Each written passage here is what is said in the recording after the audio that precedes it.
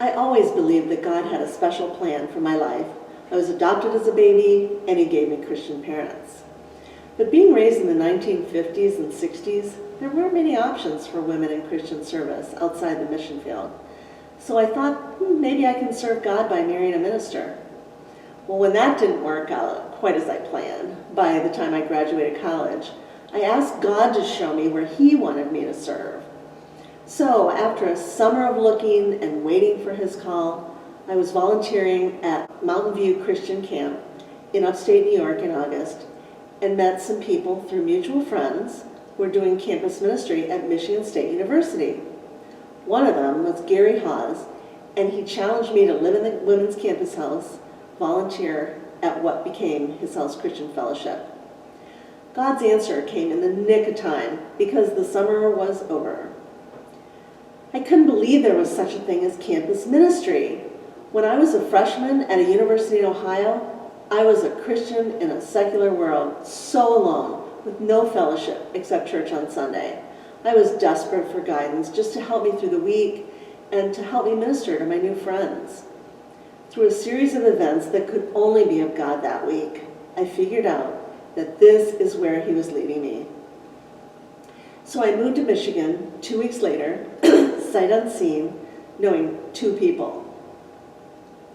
After settling in the first year, then taking on a part-time job with His House as Gary's secretary, I looked out my bedroom window one day over a campus of 42,000 students and thought there must be a way to find more students who were like me my freshman year, starving for Christian fellowship, and even more who needed it but didn't know it yet. Remember, there was no social media of any kind at that time.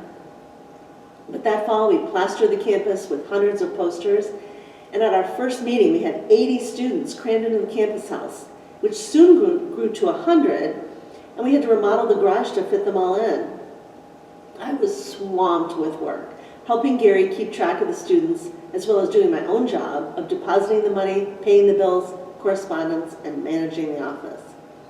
At the same time, it was our second year traveling to CMU one day a week with Gary and Michael Rhinus to start a ministry there. And we plastered that campus with posters as well. And things took off too. Even though it was sometimes scary to knock on a door of a stranger in a dorm, I soon learned that students were hungry for Christian fellowship, or just finding out who Jesus Christ really was. They needed to know that someone really cared for them and could guide them through the maze of college life.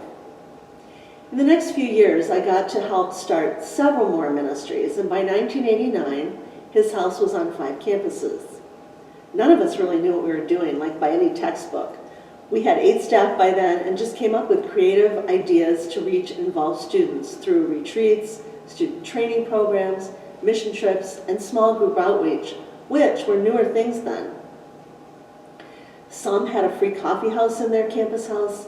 Some gave out free hot dogs or cocoa on campus. Others read the entire Bible on campus, and one even carried a 14-foot cross through the campus on Easter Sunday. After the first couple years of not knowing if I should stay at His House, by now I knew that God had provided me with a lifetime job that was so interesting, diverse, and rewarding, yet so completely different than anything I would have come up with. I'm glad that God changed my goal to His goal. Now it's a new day and age. Little did we know even 4 months ago how different life would be. Campus ministers are finding different ways to reach students, but they are still reaching them.